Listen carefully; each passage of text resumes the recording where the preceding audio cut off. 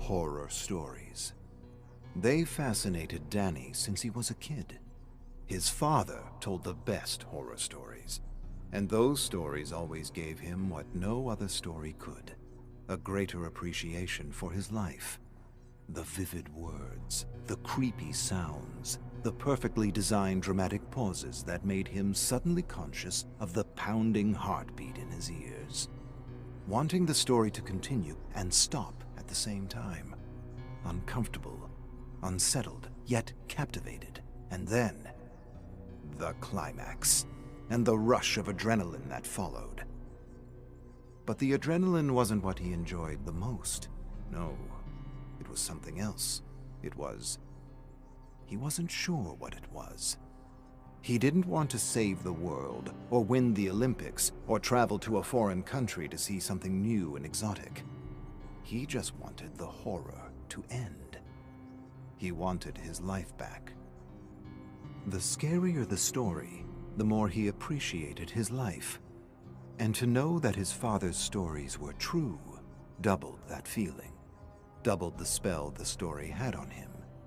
The truth of those stories made them far more potent than those dark fantasies that came from the imagination. His father's stories were real, and that made them scarier. Much scarier. His father wanted him to design stories just like he did, follow his path, hunt and murder human beings in the shadows. And he did, just not in the way his father had intended.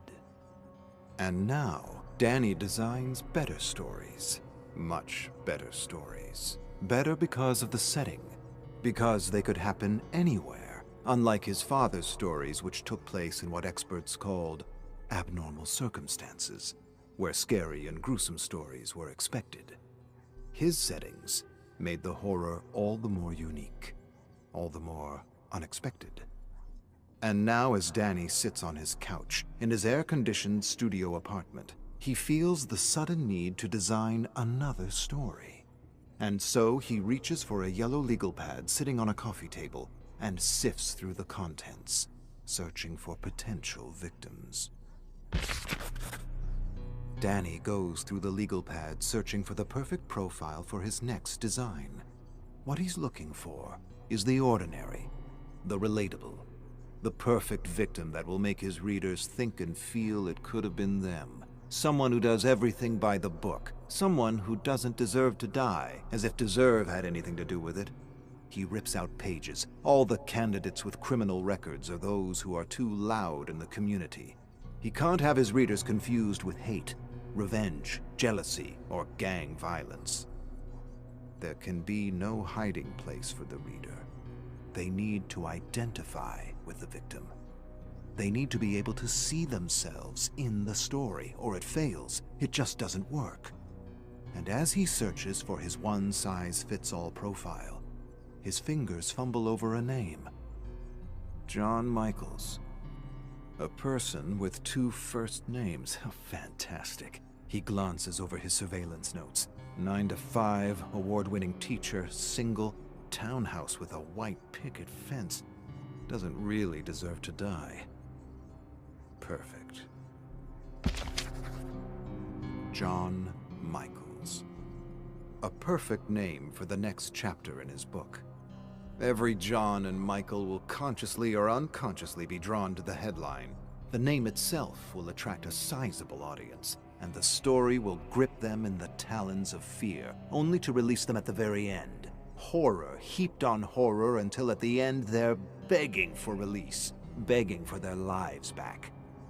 He laughs to himself as he watches John exit the community college where he teaches anthropology.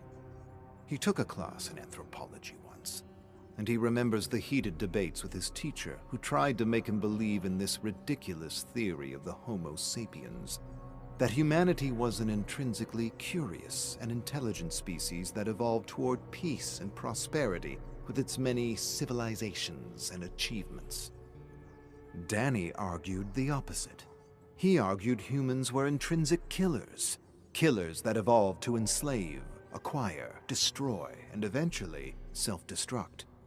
that the achievements and the civilizations were tools for blood, that the mask of civilization was a facade, a farce, an elaborate design to hide the true face of humanity, the bloody face of horror, as he often liked to call it.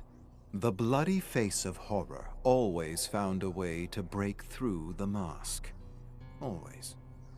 The more we contained and hid the truth, the stronger and more creative it got in breaking free, as if it had a life of its own, a need of its own. They were fun debates. His teacher cited the golden age of prosperity at the turn of the century, and Danny countered with World War I. His teacher talked about the advent of electricity, and Danny talked about the electric chair and the electrocution of an elephant at a festival. His teacher raved about tractors and the Green Revolution, and he raved about tanks and Agent Orange. His teacher pointed to the airplane and all the great opportunities flight brought humanity, and Danny pointed to the bombs. And that was the end of the argument. All that curiosity and inventiveness paid for in blood, and used to shed even more blood. His teacher called these extreme situations, abnormal situations, misuse of human ingenuity. But Danny wasn't convinced. Danny claimed there were more abnormal than normal situations in any given century, including the 20th century. Especially the 20th century. The 20th century saw great advances in knowledge and technology, but not wisdom. Never wisdom. Wisdom always came last, if it came at all. 10 years of blood for every day of peace. That's what his old man said almost every dawn when he'd drop a penny on his bed to check if it was made properly. Stern as steel, hard as a rock, crazy as a loon, but not wrong. Definitely not wrong. Danny wakes up in his black sedan, covered in sweat. He dozed off, and that's not like him. It's the broken air conditioner and humidity making him groggy. He opens his heavy eyelids and cranes his sticky neck to see John through the living room window, getting his horror fix from the late-hour news. Mass fear stimulating the adrenaline glands and slowly becoming relief and appreciation for abnormal day-to-day civilized living. 10 horror stories for every one feel-good story. That was the media ratio, and the secret to growing an audience and running a successful news business with paying advertisers. John suddenly jerks to his feet. Danny figures he lost reception again as he observes John approach the TV. He fiddles with 2 long antennas, smacks the side of the story box, then sits back down and sips on a warm glass of milk as he takes in the horrors of the world and the safety and security of his home. Danny makes a note on his yellow pad about the TV. He could probably use it in his final design, along with a refrigerator. As he considers the possibilities of building tension, a bead of sweat drips off his nose and splats on the pen. He wipes his face with his arm, wishing he had the money to repair his air conditioner. Then he realizes he'll complete his design soon, and his story, and with his story, a paycheck. But the important thing is to not rush the design, or miss out on the opportunities he knows time and patience will bring his dark imagination. Danny knows John's routine by heart now.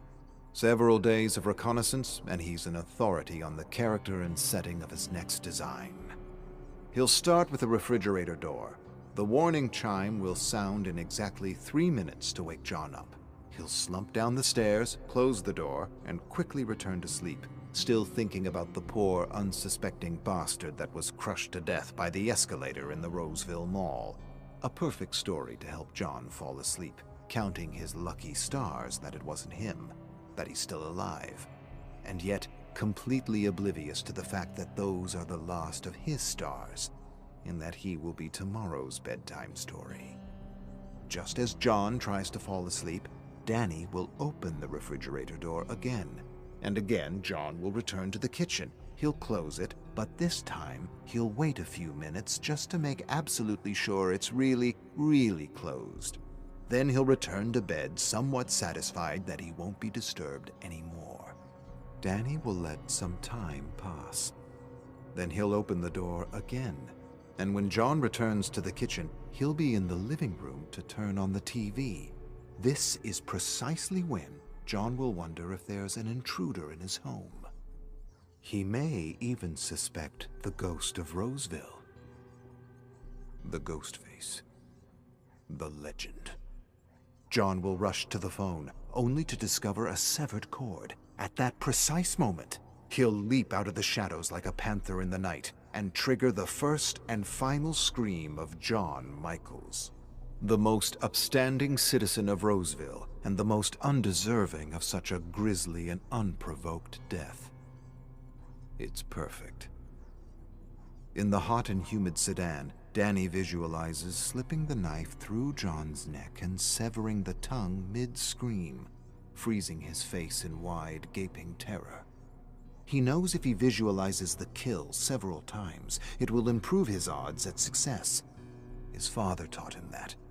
Taught him to visualize every beat of the design. He assured him it was what made him a medal-winning hunter of human beings. The thing they don't teach you in killing school. Danny visualizes the design once more. Then he opens his eyes and exits the car, moving through the shadows toward the back door of the picture-perfect house. He glides past the fence and scans the backyard for a moment. Then he lifts and fiddles with the glass door until he hears a click. Carefully, he slides the door open and enters the air-conditioned home. He takes a moment to cool down in the narrow hallway. Then he moves toward the dark kitchen, slowly opening the refrigerator door and enjoying a nice cool waft of air in the process. A soft beam of warm yellow light illuminates the floor and the small round breakfast table beside him. Everything is going as planned. But then, as Danny turns, something in his periphery catches his eye, gives him pause. He tilts his head slightly, narrows his gaze, and pulls off his mask to make sure he's seeing what he thinks he's seeing. As he takes in the horror spread across the table, his face freezes in a silent scream. Danny closes his mouth and reaches out to a small underground newspaper. He lifts the front page of the Urban Farce and examines a caricature of his legend based on police descriptions taken from an intoxicated witness he had deliberately spared during his last design. He wants to slowly build an image in the imaginations of his readers, and now a bunch of idiots were making a complete joke of his creation with parody.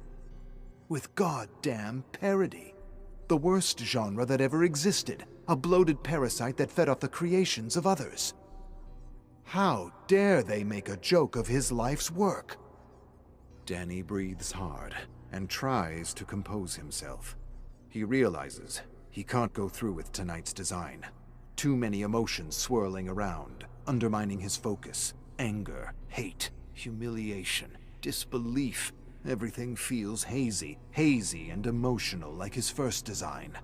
Those were different circumstances, but his first design taught him how emotion can undermine even the best design. He quickly turns to close the refrigerator door, but he's already too late and... A piercing chime sounds through the small house. Shit! Danny quickly retreats into the darkness of the pantry, leaving the door slightly ajar. Within moments, John enters the kitchen yawning. He stands before the refrigerator, scratching his head, confused. He yawns again and stares at leftovers, contemplating a little midnight snack. Then, mumbling something incoherent to himself, he closes the refrigerator door, leaving them in the shadows. He should leave now, go back to bed. But John doesn't leave. He just stands there, as though sensing something's amiss. Danny can see John's silhouette through the slight opening. It seems like John is approaching him, but he can't be sure. His heart pounds in his throat, His blood boils through his veins. He feels weak, lightheaded, almost like he's going to faint. This can't be happening. He doesn't just kill, he designs. A dark shadow approaches the pantry. Danny gathers himself and prepares to lunge with his knife, but he knows it's all wrong. Raw and primal and about something else. Please, don't open that fucking door, please. Danny holds his breath and waits for the inevitable. John Michaels must have had at least one more lucky star that night. Had John opened that pantry door, Danny would have had no choice but to end his days as an awe-inspiring teacher. But he didn't, and he gave Danny a chance to escape with the urban farce. Now Danny stares through binoculars at the post office, waiting for the editors or artists to show up. He needs to act fast and put a stop to this overt assault on his image. Parody. It had to be parody. Goddamn parody. The artist took a few vague statements about a ghost-like figure with a gaping mouth and turned those perfectly crafted statements into a joke. An absolute joke. Now more than ever, he realizes that he'll have to get a proper likeness of his terrifying mask out to the public before everything he's worked toward is undone by a caricature. And what if this parody is all that people remember? Won't happen. I've collected them all. He turns to a massive stack of newspapers in the backseat of his car. He must have spent the entire night collecting every single copy of the urban farce from phone booths around the neighborhood. He scrunches his fist into a ball, sighs heavily. He doesn't understand the humor. There's nothing funny about what he does. He provides a kind of misunderstood therapy for those suffering from the madness of suburban living. He makes the citizens of Roseville feel good about their monotonous lives. He gives them respite and relief. He protects the mask of civilization with his mask, and they're laughing at that. Just like they laughed at his father when he returned. He grinds his teeth. Only trust fund idiots trying to be rebellious would publish this kind of shit. A person enters the post office. Danny tracks him with the binoculars to box 19, not the publisher. He then follows another man to box 7, him neither. And yet another man accesses box 15. He lowers the binoculars and calms his humiliated heart. He regards the newspaper one more time, letters to the editor. He scans the address again and notes the P.O. box. Then he looks up and suddenly spots a young man walking into the post office. He tracks his movement past the desk to box 13. Bingo.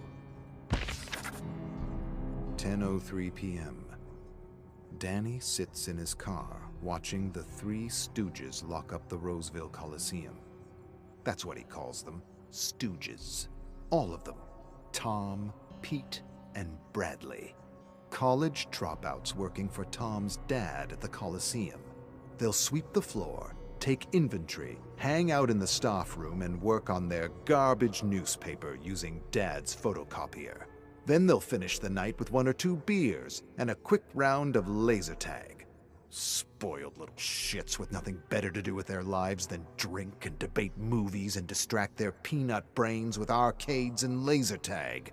But still, he's grateful for their names. Perfect names. They're the kind of names you'd expect in a blockbuster.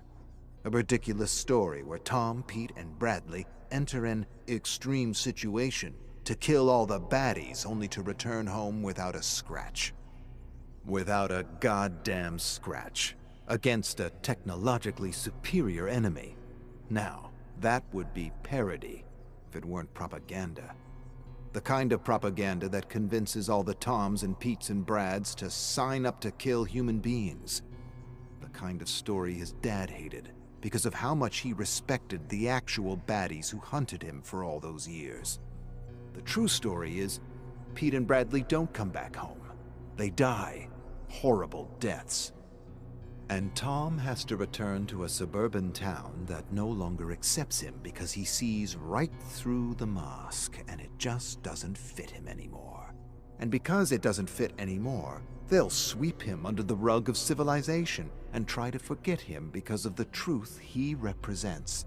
And Tom will stare at the perfectly manicured lawns and the white picket fences and know, and always know, it's all a facade. Danny watches the laughing, intoxicated Three Stooges enter the staff room. Go ahead, laugh. You'll soon realize what happens when you cross lines that shouldn't be crossed. Danny feels acid rising up his throat. He tells himself he will soon have the last laugh. The challenge of this design is to overcome his bubbling rage, and he feels he's almost ready. He just has to go through the Colosseum and search for the most ideal place for the perfect scream. For now, he's leaning toward the staff room, but he knows that might change once he's actually walked the space. 10:04 p.m. Tom, Pete, and Bradley lock up a minute later than usual. Danny stands in the shadows away from the bright streetlights, observing them through a glass door. When they disappear into the staff room, he puts on his beloved bone-white mask and prepares for his first walkthrough of the setting. He'll walk through the Colosseum at least 2 more times before he finalizes the design, allowing his ideas to work themselves out.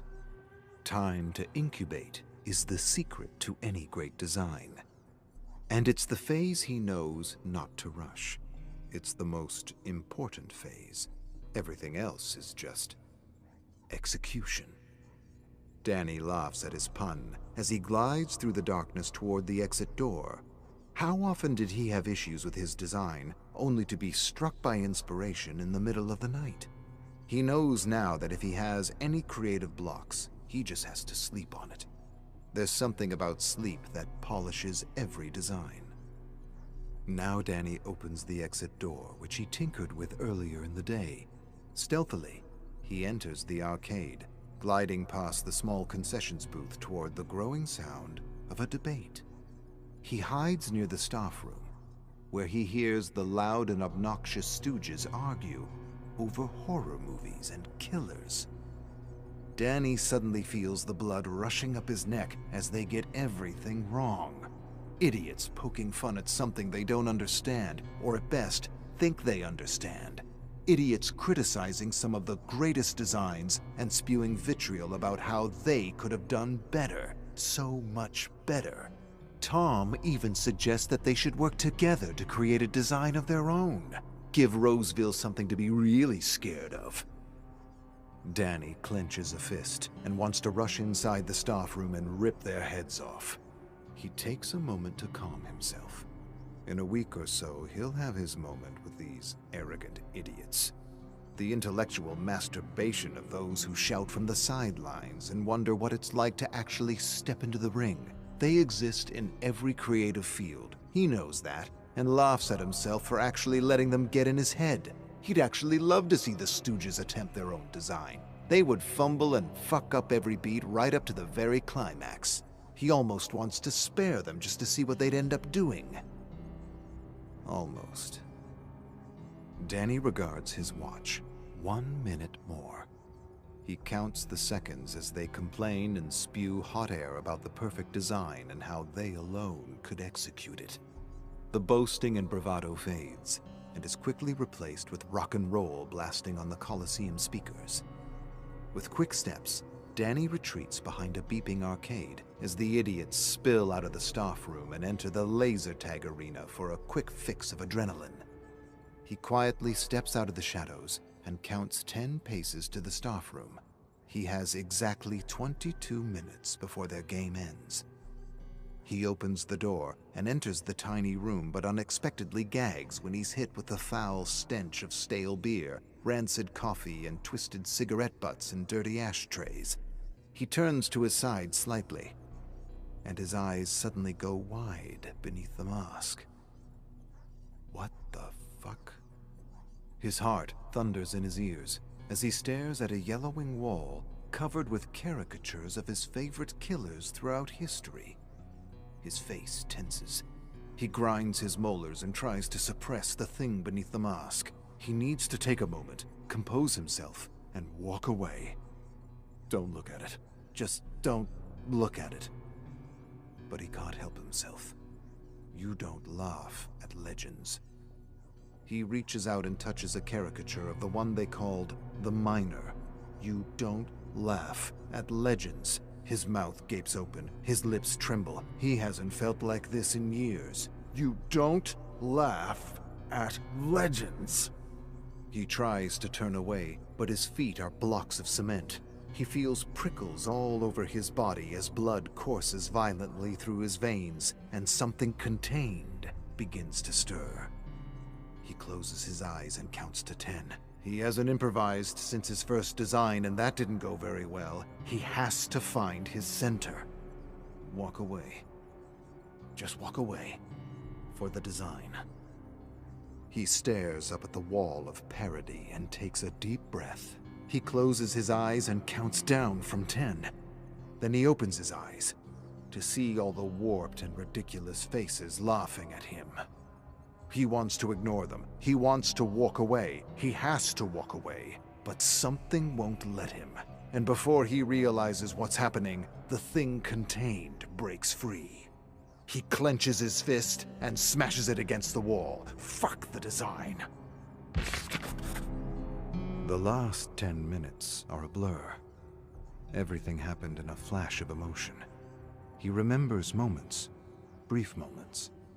Turning on the strobe lights, cranking up the music, activating the dry ice machine, hunting the Three Stooges in slow motion through the cool, misty arena.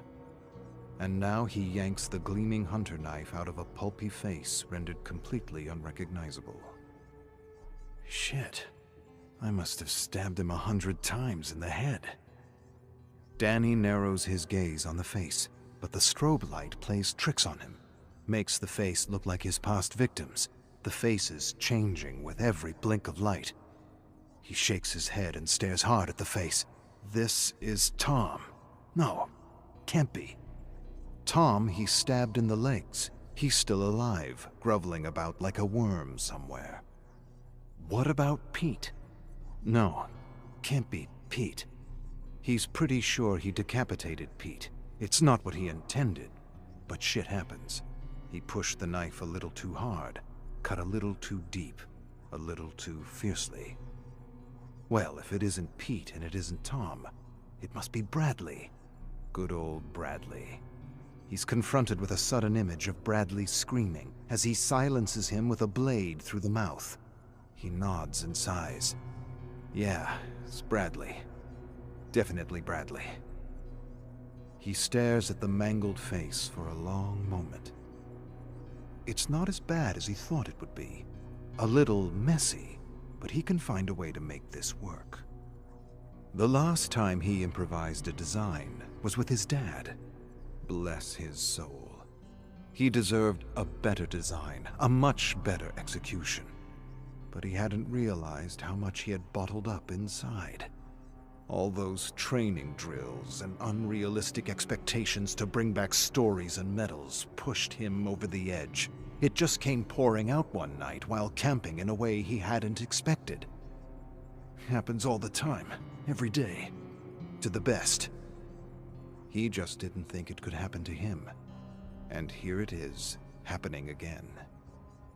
The music stops for a moment to reveal someone sobbing and screaming for help. Tom.